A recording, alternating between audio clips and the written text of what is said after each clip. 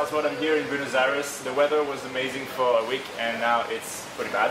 But I'm here with Pablo and Augusto, the founders of The Other Guys. We were the winners of Seedstars Buenos Aires a few days ago. How are you guys doing? Fine. Really happy with the news and the event and the support that we received. What do you think of the pitching event itself? I was amazed with the new things coming up from Buenos Aires that I didn't even know about. I mean, we've been doing games for 10 years, so we better do a good job and have traction. But I was surprised at all these crazy ideas that maybe are happening here that I didn't even know. So I was pretty amazed to see that like innovation power that we have down here as well. Yeah, we were impressed as well. It was one of our top 5 events globally that you guys know. So tell us, like, The Other Guys. It's kind of a funny name. What does The Other Guys do? Well, we're aiming to become the Netflix of social games. We create games that are very deep and emotional, that bond with the players. We try to tell interesting stories with amazing characters, and we want to generate emotions in the people that play those games. We don't want our games to be mindless, just doing mechanic things, but we want the players to feel an attachment to the stories and the characters we present on our games. Interesting. So I remember during the pitch, that's something you were saying, that there is a blue ocean. Exactly. I like that at the beginning of the pitch. There's literally no one doing anything in that specific, because we hear a lot about Angry Birds and those kinds of games that you play on the go for a few minutes here and there in the metro. But here you're talking about something totally different. Yeah, I mean, there are some people just like what we call the initial explorers to this blue ocean, but still they're aiming for more like hardcore players. There are still some barriers for the users to either control the game or to download it. The process it's still a bit hardcore. We're trying to really get to the casual players and that you get into a deep story the same way you learn to play Angry Birds, that it's very easy to get it, but you get into these kind of games where you will really enjoy a beautiful, compelling and immersive story. Also, we feel our competitors are doing the equivalent to movies, and we want to put ourselves in the space of TV series, which are more casual. You just get to them and you can jump into them at any point in time and still understand what's going on. So that's also a difference between us and our competitors. Interesting. So I would consume a video game such as I watched Lost. Exactly. That's right. That would be our dream and vision.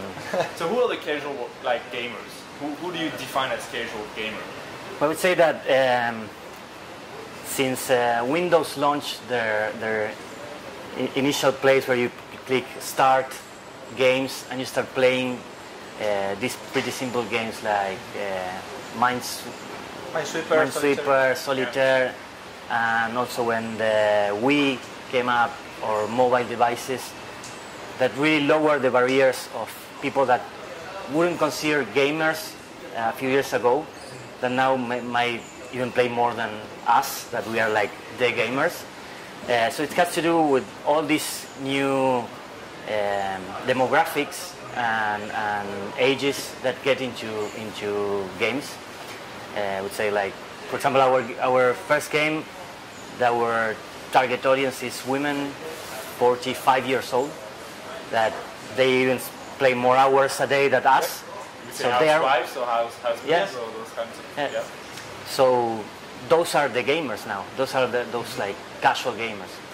A few years ago, you might need someone to learn how to connect the device to the TV, or how to install a software to play a video game. Right now, you just select one web page and you're playing, or you click an app on a tablet and in a few minutes you're playing, or you just play it right away on your computer with a single click. We call casual gamers or players all that new people that move into the space. So do you see that as a sort of revolution as big as the Wii could be? I mean, the Wii really brought, as you say, brought a lot of players that didn't used to play video games before that much. to the video game industry? Do you think that could go as far as? Well, imagine that now everyone has a mobile device, a smartphone or a tablet, and the access to technology. I mean, as he said, the barrier has gone down. Before you need to have a console that was, I mean, you need to spend a lot of money on buying it, and the controls were hard. Now, everyone that has access to a smartphone or a tablet can play a game. Yeah. And games, these kinds of games, casual games, are very simple. They are easy to learn and hard to master, right? They have that thing. So since the access barrier is very low, housewives or anyone can start playing this game. Even hardcore gamers, sometimes to relax, they play casual games. So actually it's a segment that can cater a very wide audience. And in some way, we are looking for this kind of revolution, I would say, as the same way companies like Marvel or DC Comics did 50 years ago, where they invented the comic.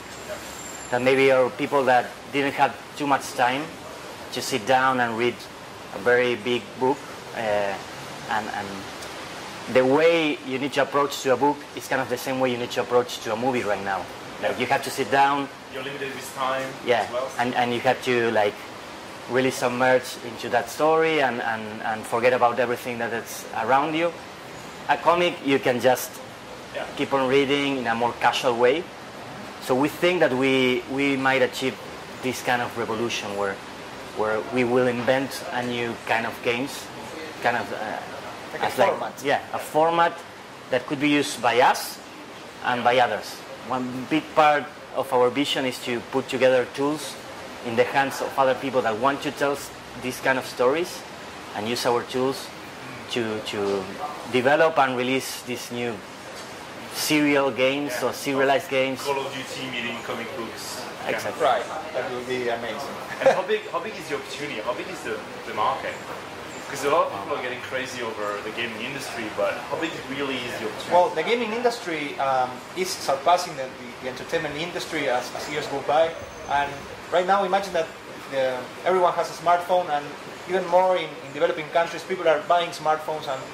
And we believe that at some point in the near future, a shift on how entertainment is consumed might occur. So how many times have you spent where you're watching your TV, and while watching the TV you pull out your tablet or your smartphone?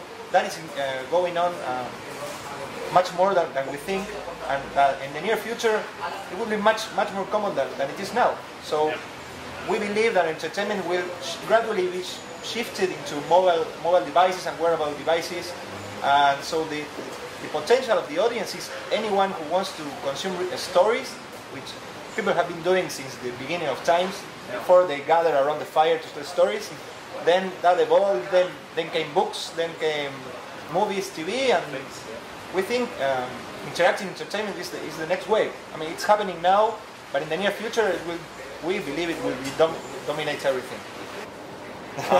Makes sense. I think there was a funny story about why it's named The Other Guys. Before we wrap it up, can you tell us the story of why it's called The Other Guys? It's kind of a funny. No, well, I told you that we were 5 co-founders at Three Melons. Mariano Salvatan was our CEO. He was the guy with the big idea and the vision. And if you know him, everyone calls him. Do you know this cartoon character called Droopy? Mm-hmm. That was everywhere.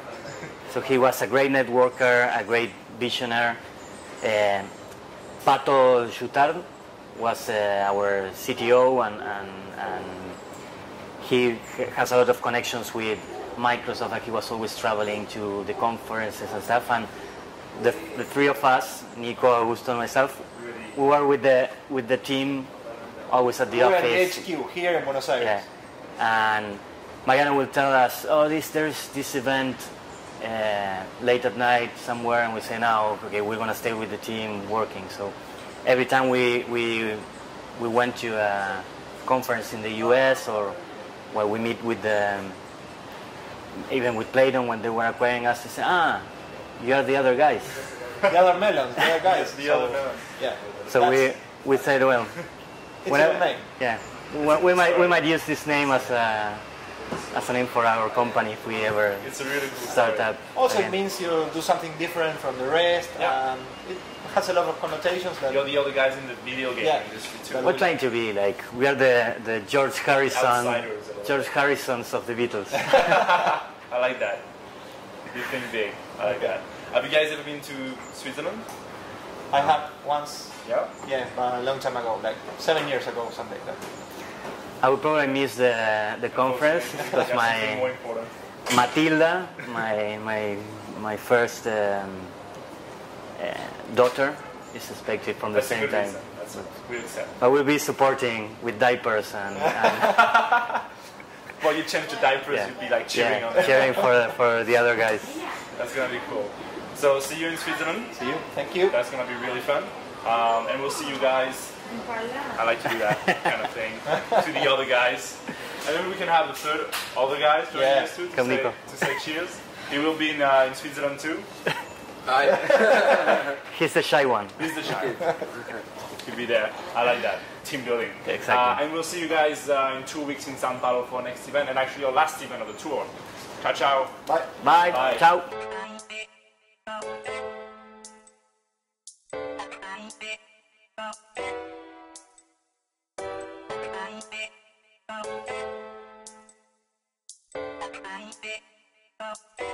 Bye.